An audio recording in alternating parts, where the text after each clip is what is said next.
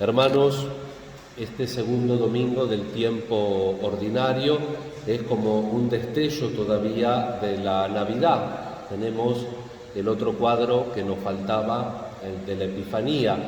En el ciclo C, en el que estamos transitando, tenemos las tres imágenes precisamente que se celebran en la fiesta de los familiarmente llamados Reyes Magos.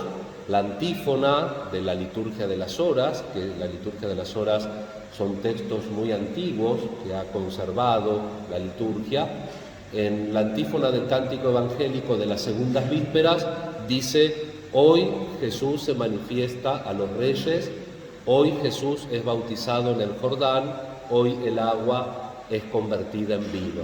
La fiesta de la Epifanía son estos tres signos: Jesús, que se manifiesta, que aparece como tal, como Mesías a los pueblos paganos; Jesús, que aparece como Mesías a su pueblo, Israel, en el bautismo de Juan, que celebrábamos el domingo pasado como último día de la Navidad, y en este domingo, segundo del tiempo ordinario, en el ciclo C, que característico del ciclo C es que seguimos al evangelista sinóptico Lucas.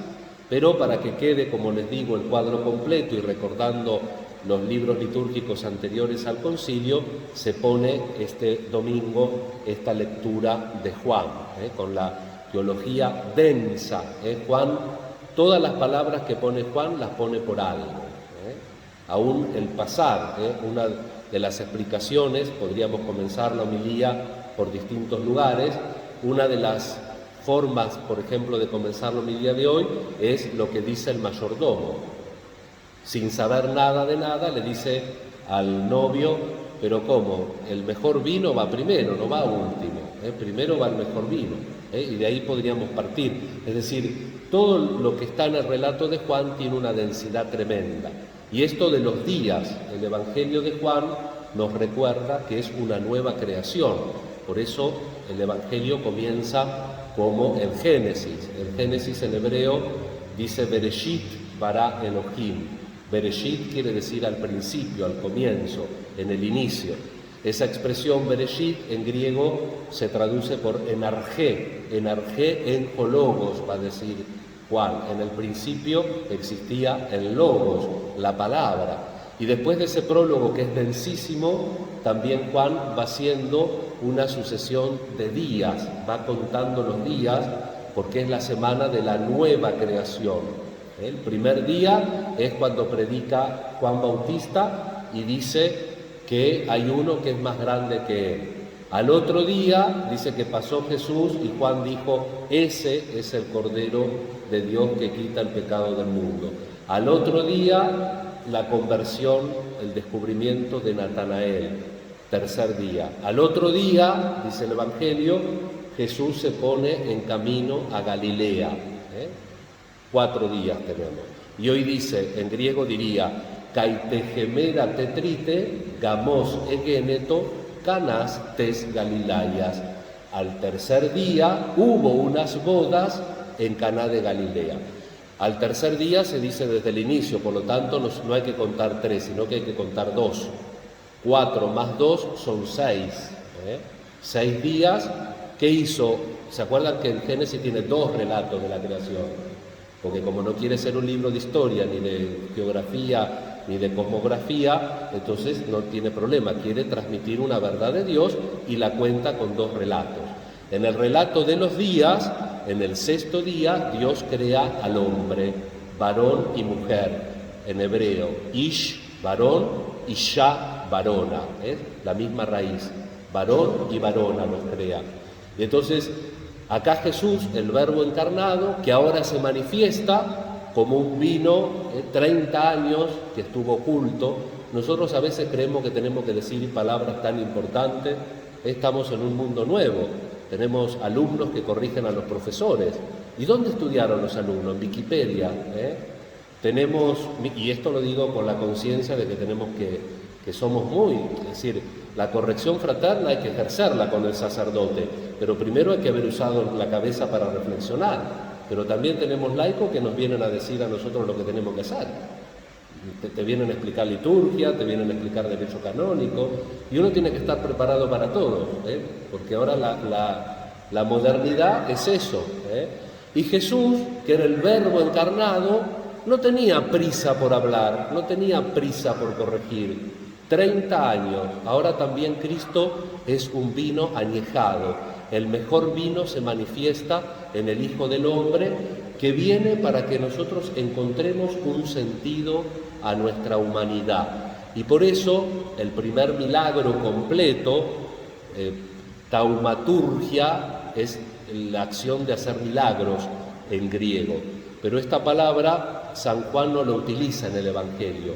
Jesús hace para San Juan semeion, que quiere decir signo, o térata, que quiere decir prodigio. ¿Por qué? Porque Dios hace milagros. Dios cura 10 leprosos, ¿se acuerdan? ¿Cuántos vuelve? Uno solo. Los 9 no dice que le quitó el milagro, se llevaron un milagro, pero no tuvieron lo verdadero, lo jugoso de eso que es tener una relación con Dios. El jueves, en las lecturas de cada día, Jesús cura a un leproso y le dice: no se lo digas a nadie. Y el leproso sale y se lo dice a todo el mundo. De tal forma, dice el evangelista, que Jesús después no podía entrar en la ciudad, le creó un problema a Jesús. Entonces, ese también se fue con un milagro, pero se perdió lo mejor, que es la relación con Dios. Y por eso Juan no quiere milagros solo, porque si no tenemos siempre una fila de supersticiosos que van en busca de lo fácil. Fíjense que siguen apostando, las publicidades siguen apostando con lo fácil. Aprende idiomas sin estudiar, macaneo. Adelgace comiendo, macaneo. No se puede. Y entonces, en la vida espiritual, Dios es generoso y muchas veces, aunque no lo merezca, aunque no sea practicante, aunque vaya a un culto falso, tal vez el Señor te hace un milagro. Pero siempre el Señor te hace un milagro pensando en un semeion, en un signo o en un térata, en un prodigio, que descubras lo importante de que el milagro va a pasar, pero lo que no va a pasar es tu relación con Dios. Y eso es lo que se tiene que buscar, el sentido de las cosas. Y por eso la presencia de Jesús en medio de nosotros tiene sabor a fiesta. La Virgen estaba ahí. Fíjense cómo redacta San Juan, ¿no? Se celebraban unas bodas de Caná y la madre de Jesús estaba allí. Jesús también fue invitado con sus discípulos. Daría la sensación de que eran más conocidos de la Virgen que de Jesús. Pero la Virgen, todavía Jesús se estaba yendo de casa, lo tenía todavía en casa a los 30 años.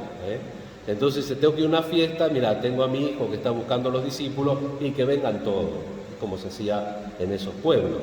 La fiesta de bodas en la época de Jesús duraba una semana. Imagínense que ya el primer día se les acababa el vino, pobre gente. Y Jesús no le hace un milagro, no les cura un cáncer, les da vino. Y en el fondo es un símbolo, por eso les digo que San Juan no escribe nada así de casualidad, no se le escapa nada en la pluma, sino que todo tiene un sentido. Jesús es ese vino nuevo que aparece en el tiempo mejor de la historia, cuando Él cree conveniente, ese Jesús que les da a los novios el sentido de que aún sin saberlo no se les agüe la fiesta. ¿Vieron que dice que no se agüe estas cosas? Hacerse agua es como fracasar.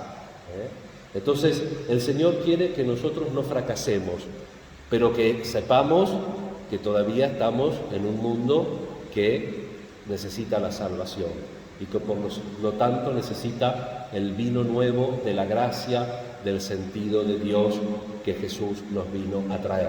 Y nos vino a traer eso y nos lo da por medio de María, nuestra Madre, la intercesión. Vieron que a veces uno no pronuncia la doble C y la palabra queda mal dicha. Acá es intercesión. Intersección es cruzar. Interceder es en lugar de. La Virgen, en el fondo, como después la va a poner también, vieron, sexto día, creación del varón y la mujer, matrimonio, familia, humanidad, también Juan, en el último capítulo del Evangelio, va a poner a la mujer y va a decir esta expresión: mujer, ahí tienes a tu hijo, hijo, ahí tienes a tu madre. Y desde aquel momento Juan la recibió en su casa. María, la nueva Eva, la nueva mujer. Así como por una mujer vino el pecado original, así por una mujer viene también la redención. Vuelvo a decir lo mismo, estaríamos una hora desmenuzando este Evangelio porque lo podemos abordar desde todos los rincones. Ya les digo, ninguna palabra en esta perícopa es ociosa, pero tenemos que terminar la homilía. Primer motivo, porque hace mucho calor, está pesado. Y segundo, que no conviene que la homilía sea desproporcionada con respecto al resto de la misa. A veces lo que pasa es que los curas nos creemos que somos los predicadores y entonces hacemos 20 minutos de homilía y 10 de misa, no al revés. Si la misa durase media hora, la mayor parte tiene que ser la misa. Y como ya estamos por los 10 minutos, vamos a pedirle al Señor que la Virgen nos siga diciendo en nuestro corazón: hacé todo lo que Jesús te dice. Hacé todo lo que Jesús te dice, escuchando su palabra, rezando, participando de los sacramentos, sobre todo de la confesión, de la Eucaristía, pero también en tu vida diaria. A veces nos hacemos los sotas nosotros, pero sabemos lo que tenemos que hacer. Lo que pasa es que a veces es más cómodo tener otra actitud y a veces buscamos excusas para permanecer en otra actitud. Volvamos, nunca es tarde. Mientras hay vida, mientras hay luz, tenemos que caminar en el seguimiento del Señor. Que la Santísima Virgen, en este segundo domingo del tiempo ordinario, este pequeño periodo que recomenzamos, digo pequeño porque lo comenzamos el lunes y ya el 2 de marzo ya tenemos el miércoles de ceniza, ya comenzamos la Cuaresma, pero transitemos estos tiempos litúrgicos con la conciencia de escuchar a Jesús y de seguirlo de todo corazón. Que así sea.